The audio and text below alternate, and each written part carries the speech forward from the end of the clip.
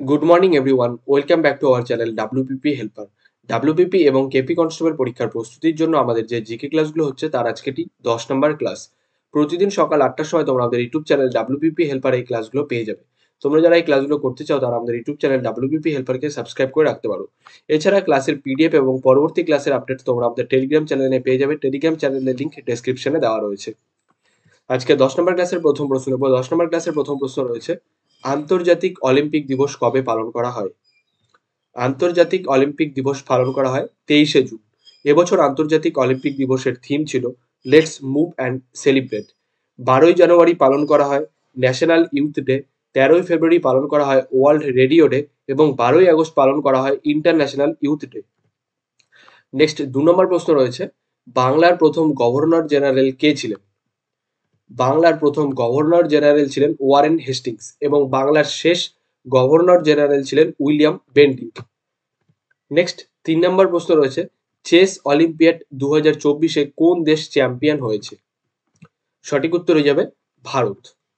Next 4 নম্বর প্রশ্ন রয়েছে, টোডরমল কোন রাজার নবরত্নের সদস্য ছিলেন? টোডরমল আকবরের নবরত্নের সদস্য ছিলেন। নেক্সট 5 নম্বর প্রশ্ন রয়েছে, বাংলার আকবর কাকে বলা হয়? সঠিক উত্তর হয়ে যাবে আলাউদ্দিন হোসেন শাহকে। নেক্সট 6 নম্বর প্রশ্ন দেখবো। 6 নম্বর প্রশ্ন রয়েছে, ভারতের কোন শহরে চারমিনার অবস্থিত? চারমিনার তেলেঙ্গানায় অবস্থিত। তেলেঙ্গানায় হায়দ্রাবাদ শহরের মুসি নদীর তীরে চারমিনার অবস্থিত।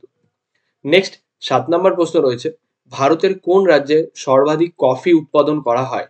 সর্বাধিক কফি উৎপাদন করা হয় কর্ণাটকে এবং ভারতে ধান উৎপাদনে প্রথম স্থানে রয়েছে পশ্চিমবঙ্গ, কয়লা উৎপাদনে প্রথম স্থানে রয়েছে ঝাড়খণ্ড এবং অভ্র উৎপাদনে প্রথম স্থানে রয়েছে অন্ধ্রপ্রদেশ। নেক্সট 8 নম্বর প্রশ্ন রয়েছে, ঘূর্ণিঝড় দানার নামকরণ করেছে কোন দেশ? দানার নামকরণ করেছে কাতার। অপশন বি হয়ে যাবে রাইট অ্যান্সার। নেক্সট 9 নম্বর প্রশ্ন রয়েছে, চন্দ্রগিরি দুর্গ কোন রাজ্যে অবস্থিত? চন্দ্রগিরি দুর্গ অন্ধ্রপ্রদেশে অবস্থিত। নেক্সট 10 নম্বর প্রশ্ন রয়েছে, সিটি অফ ডেস্টিনি ভারতের কোন শহরকে বলা হয়? সিটি অফ ডেস্টিনি বলা হয় বিশাখাপত্তনমকে। অপশন বি হয়ে যাবে রাইট অ্যান্সার। নেক্সট 11 নম্বর প্রশ্ন রয়েছে, গৌড় কিসের ক্ষয়কার্যের ফলে গঠিত হয়? বায়ু প্রবাহের ক্ষয়কার্যের ফলে গৌড় গঠিত হয় এবং নদীর ক্ষয়কার্যের ফলে জলপ্রপাত গঠিত হয় এবং হিমবাহের ক্ষয়কার্যের ফলে ঝুলন্ত উপত্যকা গঠিত হয়। নেক্সট 12 নম্বর প্রশ্ন রয়েছে, আরএনএতে নিম্নের কোন নাইট্রোজেন বেস থাকে না? আরএনএতে থায়ামিন নাইট্রোজেন বেস থাকে না। থায়ামিন নাইট্রোজেন বেস ডিএনএতে থাকে। নেক্সট 13 নম্বর প্রশ্ন রয়েছে, হেমাটাইট কোন মৌলের আকরিক? হেমাটাইট লোহার আকরিক। অপশন এ হয়ে যাবে রাইট অ্যান্সার। নেক্সট 14 নম্বর প্রশ্ন রয়েছে, বৃহৎ স্নানাগার কোথায় আবিষ্কার করা হয়েছিল? বৃহৎ স্নানাগার মহেঞ্জোদারোতে আবিষ্কার করা হয়েছিল। নেক্সট 15 নম্বর প্রশ্ন। 15 নম্বর প্রশ্ন রয়েছে, সাতপুরা ন্যাশনাল পার্ক ভারতের কোন রাজ্যে অবস্থিত? সাতপুরা ন্যাশনাল পার্ক মধ্যপ্রদেশে অবস্থিত।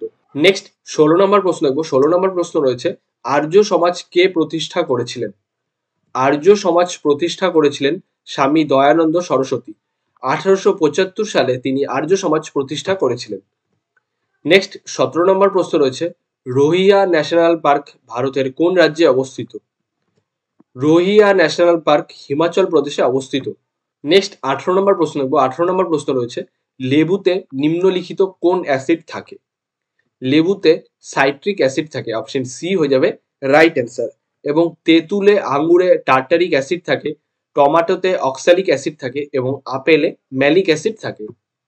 নেক্সট 19 নম্বর প্রশ্ন দেখব। 19 নম্বর প্রশ্ন রয়েছে, কেন্দ্রীয় ধান গবেষণাগার কোন রাজ্যে অবস্থিত? কেন্দ্রীয় ধান গবেষণাগার ওড়িশায় অবস্থিত। ওড়িশার কটকে কেন্দ্রীয় ধান গবেষণাগার অবস্থিত। নেক্সট এবং আজকে লাস্ট প্রশ্ন দেখব। লাস্ট প্রশ্ন রয়েছে, লিভিং রুট ব্রিজ ভারতের কোন রাজ্যে অবস্থিত? লিভিং রুট ব্রিজ মেঘালয়ে অবস্থিত। অপশন সি হয়ে যাবে রাইট অ্যান্সার। আজকের ক্লাসটি এতটুকুই। যদি তোমাদের ক্লাসটি ভালো লাগে তাহলে অবশ্যই তোমাদের বন্ধুদের সঙ্গে শেয়ার করে দিও। দেখা হচ্ছে পরের ক্লাসে।